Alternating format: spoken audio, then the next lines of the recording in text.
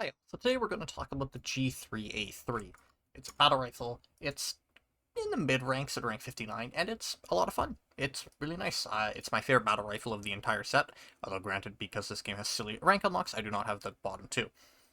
It's nice, it's reliable, it's easy to use, and honestly, it's a pretty safe grind. There's nothing in this gun that will really surprise you other than it just being a solid 7.62 battle rifle.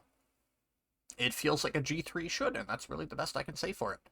So, in the way of attachments, run whatever scope you like, but because range combat is a meme in this game, I just run a 1x. I really like the Barska Electro, but literally any other 1x will do. Just pick whatever you like. It doesn't really matter. In the barrel slot, you do actually have a couple options here. I like the compensator because I'm a big fan of having your horizontal recoil reduced because you can't control that. However, the muzzle brake is valid as well if you'd like to go for, obviously, less vertical.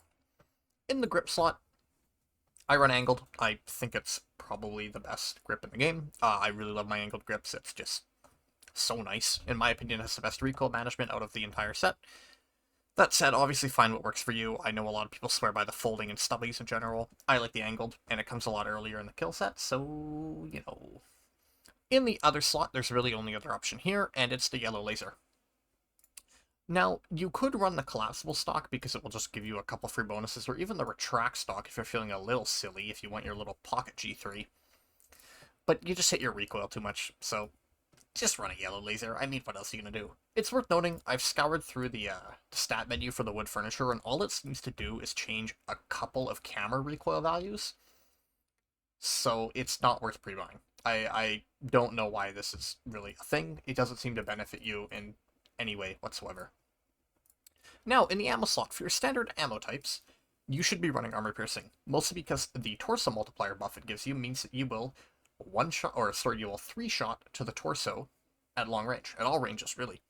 So running AP is pretty much a no-brainer because it takes you from a 4-shot to a 3-shot, which is huge on a slow-firing battle rifle. The other options are just kind of eh. They're all largely useless. I mean, Silent is a meme, Hollow Point's a meme, and Traceless is just junk.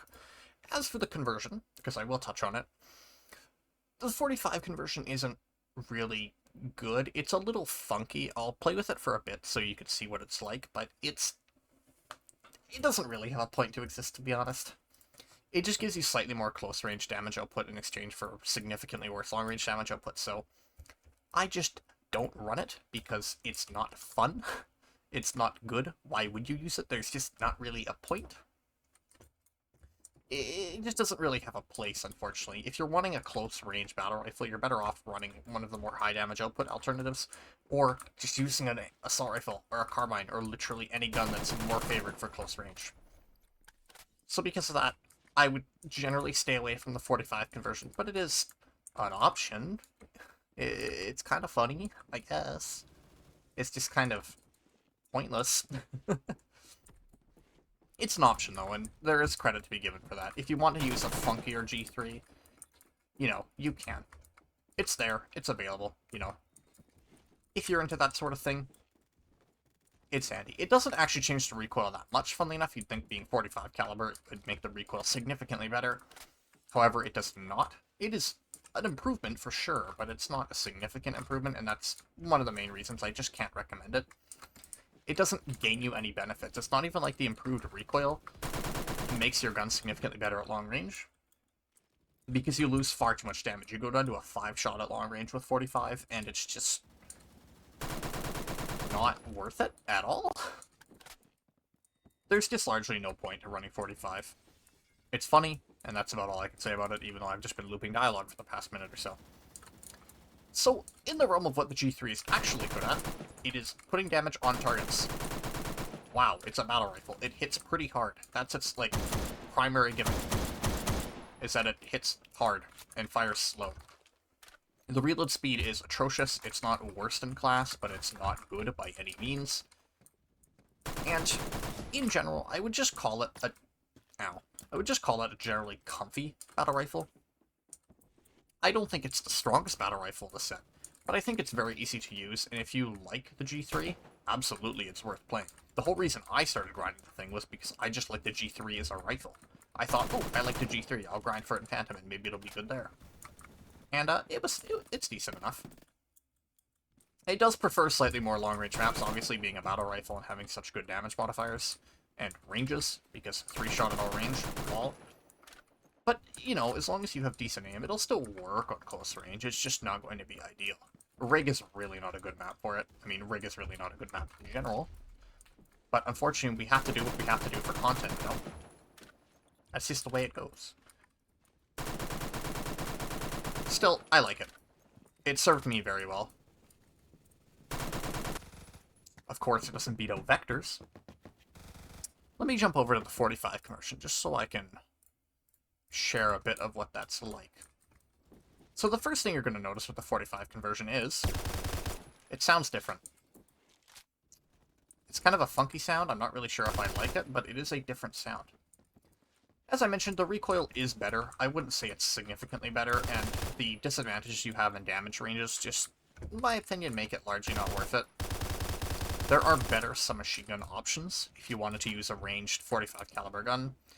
And if you like the idea of a pocket battle rifle, there's like plenty of them in the carbine category, whether that's the Falpara Shorty, or the MC51, or fuck, even the carbine revolvers are kind of funny in their own right. So, I largely can't recommend the 45 conversion. It's not the worst thing out there, I just don't think it has a place, and I don't think it's worth the grind. A lot of conversions in this game suffer from being really high rank for a conversion that is ultimately either not good or not fun. And unfortunately, the 45 G3 is going to be one of them. It's not horrific, it's just... It's just okay.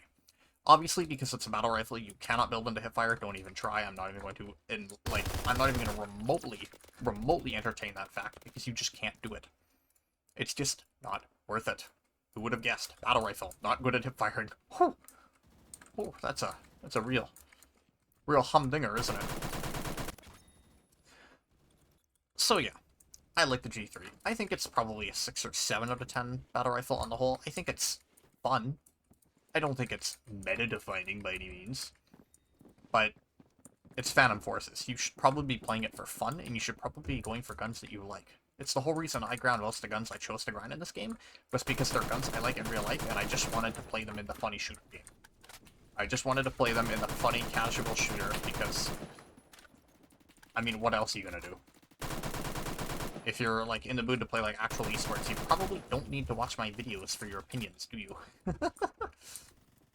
But yeah, good gun. Actually going a bit of a...